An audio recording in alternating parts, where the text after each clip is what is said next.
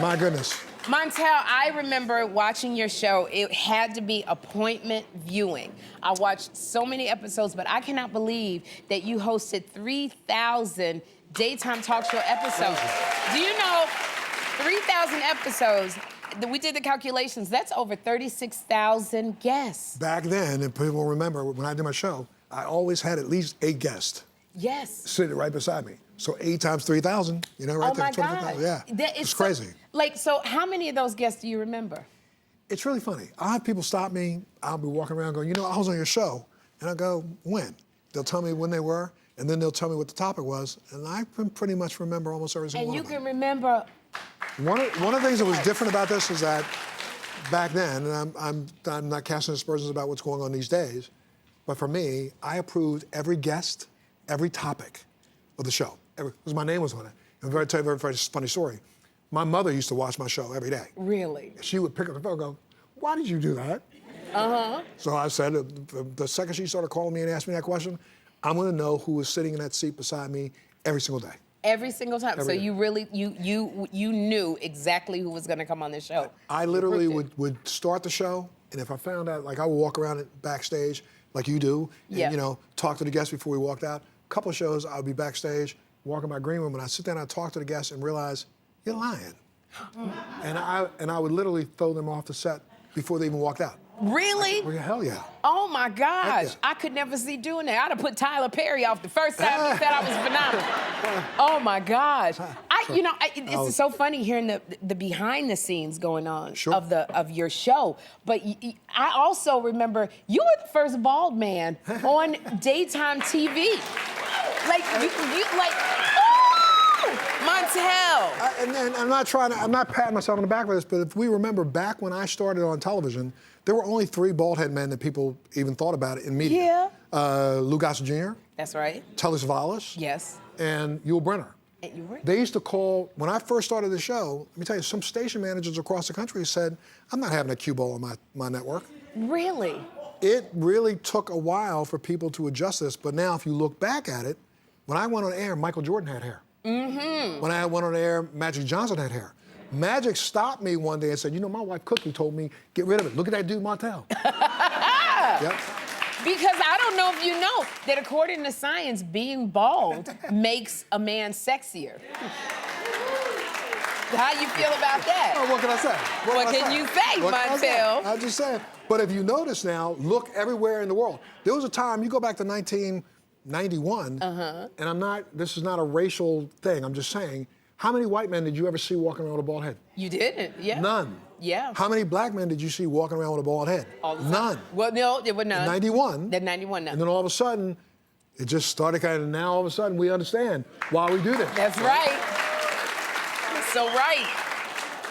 And I love this because you are not just a host, you are also a great salesman, because I remember watching you. You had a blender back in the day, and I remember watching this blender, and I bought a blender right on the spot.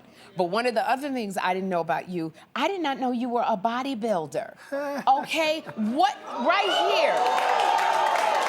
Montel. What in the abs and the gluteus maximus is going on here? That was back in the day. I literally was just graduated from Naval Academy. I was stationed then right there on Guam. Okay. That was the Mr. Guam competition. Really? And you know, a lot of people know what happened was when I was at the Naval Academy, I won the brigade boxing championship in my plebe year.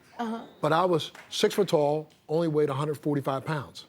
And people wondered why I won so much, because I was way taller than anybody I had to fight. So right. I was like them. And then in '76, right before I was supposed to go to nationals, I was out running and training one morning, hit a curb, destroyed my left knee, had to have it operated on 2 times, and that ended my boxing career. And I started weightlifting just so I could re-strengthen my legs. Yeah. And then I went from 145 to 200, and in that picture, I'm 210. Yes. And I just kind of blew up, yeah. Oh my goodness! There's not a place you didn't have muscles. Right here. Yeah, well, you know. What can I say? You know. What could you say? But at the time, that was hours of work every single day.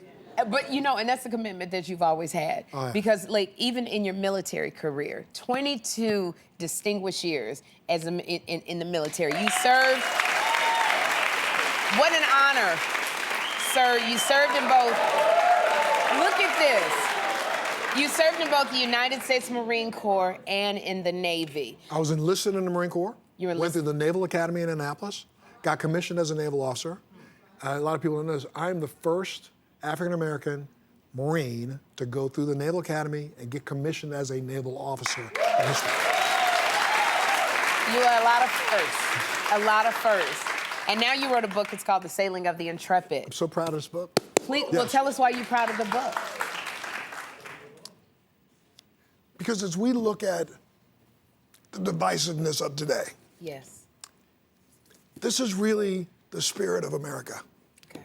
This ship sits right over here off of 45th and 46th Street on the West Side Highway, but people don't understand what went behind this ship surviving this way. This ship went through probably one of the biggest catastrophes. First off, it was the biggest ship of its day, aircraft carrier, built a third of its class, Essex-class aircraft carriers, served in World War II. Literally, right after being commissioned, it went into the North Pacific, was involved with the Marshall Islands, invasion of Kwajalein, ended up invading Truk, destroyed Truk, which was one of the biggest naval battles and one of the best battles that the U.S. Navy fought. Yes. But leaving Truk, it got struck by a torpedo. That torpedo hit it in its rudder, pinning the rudder over 15 degrees, and then making the ship just go around in circles. So the U.S. Navy was going to scuttle it. We were going to get rid of it.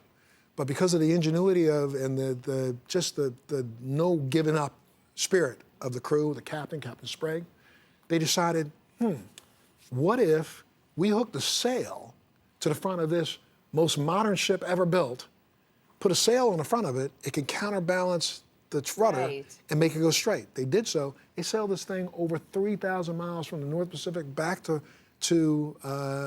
Pearl Harbor, got refit in Washington, went back in the battle, then gets hit by 4 different kamikazes. Sailed back, gets repaired again, goes back into battle, served during Vietnam, served as a recovery ship for the space program, now sits off the West Side Highway as the Nautical Air and Space Museum.